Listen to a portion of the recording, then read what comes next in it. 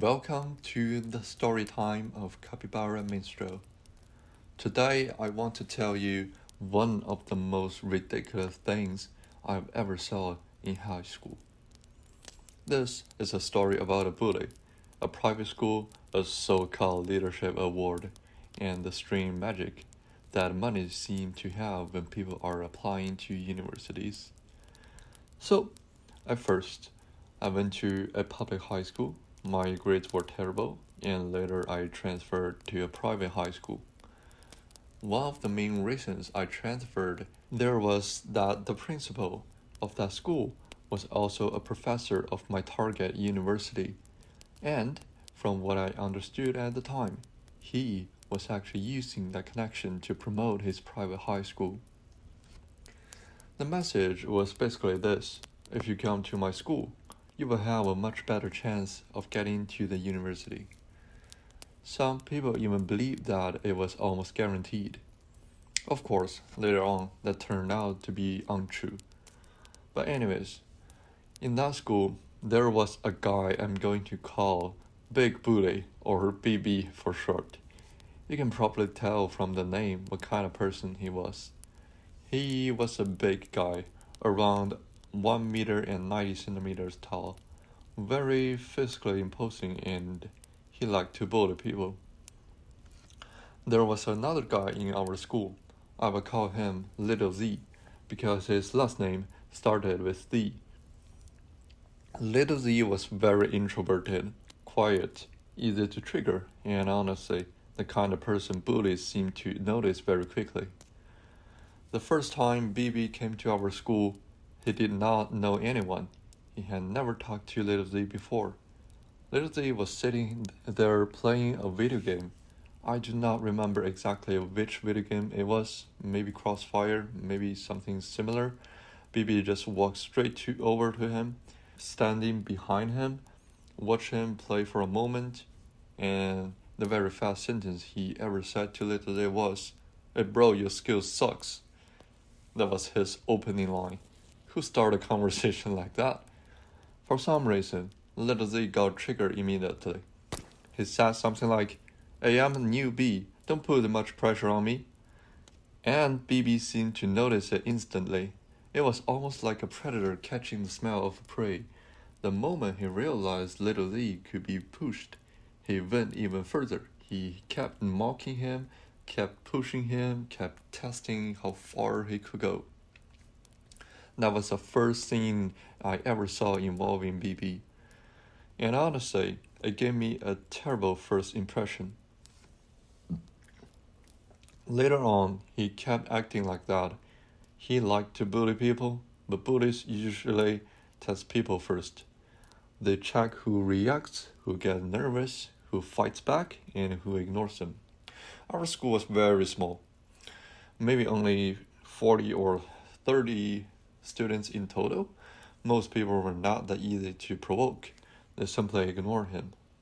So BB gradually focused more and more on Little Z. But the story I really wanted to talk about happened near graduation. When you apply to university, especially in that kind of school environment, references and recommendation material matter a lot. You need paperwork that says you have the quality universities are looking for: leadership, responsibility, care for others, community spirit, and those beautiful words. Universities often say their admission process is fair. They say everyone has the same chance as long as you work hard and show the right qualities. And this happened. Before the actual graduation ceremony, we had a school meeting. It was sort of a pre-graduation event. Since the school was small, basically the whole school attended. The principal gave a speech, and during the meeting, he invited 2 people from the Canadian Navy. I still have no idea how he arranged that. The 2 Navy guys came in and gave a presentation. They talked about what life in the Navy was like, what kind of work they did, what it meant to serve, and things like that. At the end of their speech, one of them put out a coin. I do not remember what the coin looked like. I just remember that it was present as something meaningful. He explained that this coin represented a Navy tradition. From what I remember, it was usually given to someone who showed leadership and care for others. Leadership, care, those were the words. Then he said that today they were going to give this coin to one student, and guess who got it? BB. The whole room was stunned. Everyone was basically thinking the same thing. What? We had been wondering who would receive the coin, but nobody accepted to BB. Because BB had no leadership. Nobody relied on him, nobody followed him, nobody really listened to him as a leader. And care for students, he bullied others, He mocked little Z, he said nasty things to other students, including girls. He even said some things to me before, although I just ignored him. He also did not like studying at all. He came to class, opened his laptop, put on his headphone, and start playing video games. Sometimes after 10 minutes, he would just walk out of the classroom. Maybe he went home, I don't even know.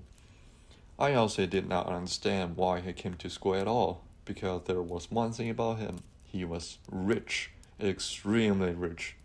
Private school tuition was already expensive, but in that school, from what I observed, if you studied hard and performed well, the principal would not necessarily charge you too much. For students who did not study and still wanted to get into university, things seemed different, and BB did not study at all. He had money, a lot of money. He owned a mansion in one of the most expensive cities in North America. He also owned a horse farm near Beijing, the capital of China. If you know anything about the land price around Beijing, you know how insane that is. In some areas, the price can be around 100,000 yuan per square meter. That means that you could be paying something like 20,000 Canadian dollar for the space of a single toilet. And this guy owned a horse farm. He was probably one of the richest people I had ever met in my life. So, when he received that Navy coin for leadership and care, many of us had the same thought. The Navy people probably did not know who he really was. I am not blaming them. They were just guests. They most likely trusted whatever the principal told them. If the principal recommended BB and described him as a good student with leadership qualities, how would they know the truth? But from the student side, from the people who actually knew him, the whole thing felt absurd. A bully who showed no leadership and no care for others received a symbolic coin for leadership and care. And that coin could be used as a reference or an impressive detail in a university application. That was the part that bothered me the most. It felt completely fake. He did not have the qualities that university claimed to value. He did not show leadership. He did not care about others. He barely studied. And the one quality he clearly had was money. After that, people ignored him even more. One of my classmates even walked up to him and said sarcastically, "Oh, BB, thank you so much for your care." The sarcasm was enormous. And that moment has stayed in my mind for years. Because when university talk about fairness, leadership, character, and personal qualities, it sounds like very clean, very polished, very official.